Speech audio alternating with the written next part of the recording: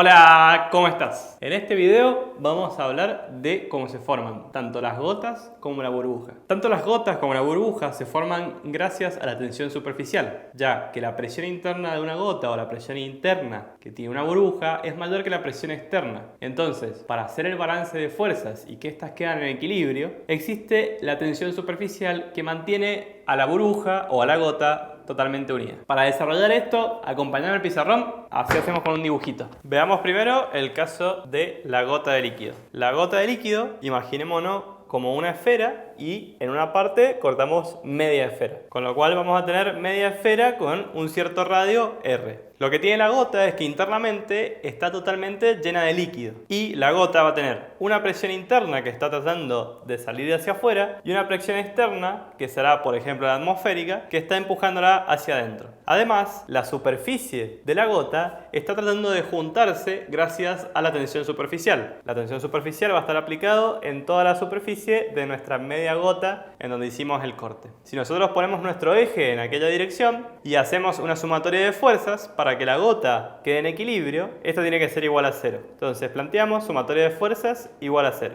Por un lado vamos a plantear las fuerzas de presión, lo cual va a ser las presiones por el área. El área va a ser la misma que va a ser el área del círculo. Y las presiones va a haber la presión externa, que es positiva en el eje que he tomado, y la presión interna, negativo. Con lo cual va a ser el área por la presión externa, positivo, menos la presión interna, negativo. Y la tensión superficial está yendo para aquel lado, con lo cual será la tensión superficial que tengo de la gota por el perímetro en donde está aplicado, que va a ser 2pi por radio. Con lo cual yo quiero despejar la diferencia de presión. Voy a pasar esto restando hacia el otro lado del igual y voy a pasar dividiendo el área. Con lo cual me va a quedar menos presión externa menos presión interna va a ser igual a gamma por 2πr sobre el área. El área habíamos dicho que era la del círculo, con lo cual esto va a ser gamma 2πr sobre pi r cuadrado. Y fíjate que tengo que pi se va con pi, r cuadrado se va con r. Y este menos que tengo acá me invierte el orden del paréntesis. Con lo cual el resultado final que yo encuentro para la gota es que la presión interna menos la presión externa es igual a 2 veces gamma sobre el radio.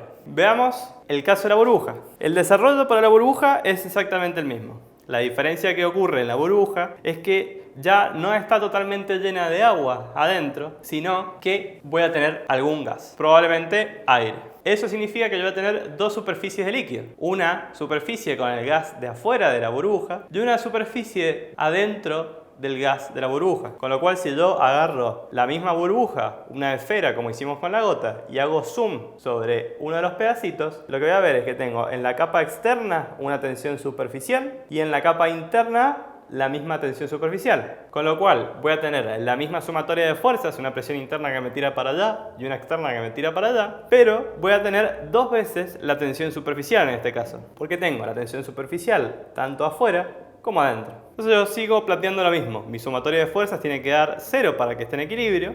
Voy a hacer el balance de las fuerzas de presión, que va a ser el área por la presión externa menos la interna. Y ahora sí digo más 2 veces la tensión superficial, que va a ser el gamma por 2πr del perímetro de este corte circular de la burbuja. Paso restando hacia el otro lado, dividiendo el área, lo mismo que hicimos recién para la gota, y me va a quedar menos presión externa menos interna, igual a 4 veces gamma por πr sobre el área. El área en el cual está actuando las presiones sigue siendo la misma que teníamos para las gotas, con lo cual va a ser 4 veces gamma por pi por r dividido pi r cuadrado. Pi se me va con pi cuadrado con r. Y me termina quedando lo mismo de recién, que se da vuelta lo que está dentro del paréntesis por el menos, me queda presión interna menos presión externa igual a 4 veces gamma sobre el radio. Hagamos un ejercicio para ver cómo se aplica esto. El ejercicio me dice que vamos a tener una burbuja con un radio interno de 5 micrómetros, una tensión superficial para esta burbuja que es de 76,29 dinas sobre centímetros, que va a ser igual a 0,07629 newton sobre metro. Nos dice que la presión externa va a ser la presión atmosférica, o sea, de una atmósfera, y va a ser 101.300 pascales, y nos pide averiguar la presión interna. Lo que nos dice además es que esta burbuja está sobre un líquido, está la burbuja apoyada. Y nos pide calcular la presión interna que habrá dentro de la burbuja para que se mantenga en equilibrio. Vamos a tener presión externa, presión interna y la tensión superficial que está haciendo que se quede unida al líquido. Lo podemos pensar como que tuviéramos media burbuja, con lo cual vamos a tener media esfera, y va a ser aplicar simplemente la ecuación que desarrollamos anteriormente. Para el caso de la burbuja,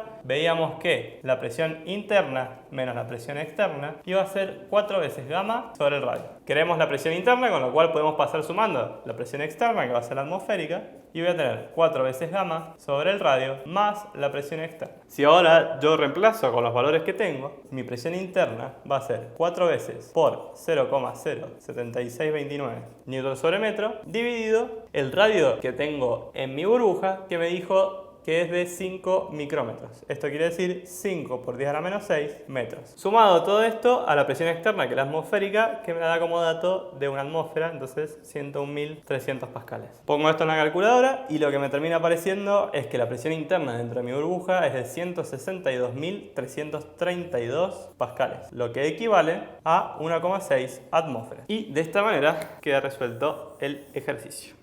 Fíjate que justo para este caso nos pedía para media burbuja, tomándolo como media esfera. Ahora, esta burbuja puede estar con un ángulo de contacto entre la superficie del líquido y la burbuja, haciendo que lo que tengamos sea un ángulo respecto de la superficie del líquido y el vector de tensión superficial. Esto sería un caso como el que vimos para el de capilaridad, en donde se formaba un ángulo entre la tensión superficial y el capilar. El procedimiento es exactamente el mismo, lo único que se va a agregar es, si estamos midiendo el ángulo entre la tensión superficial y el límite del líquido, se agrega el coseno de ese ángulo. Ya que las componentes en X, lo mismo que pasaba con los capilares, se va a terminar anulando una con otra por simetría. Te dejo para que sigas practicando y nos vemos en el próximo video. ¡Chao!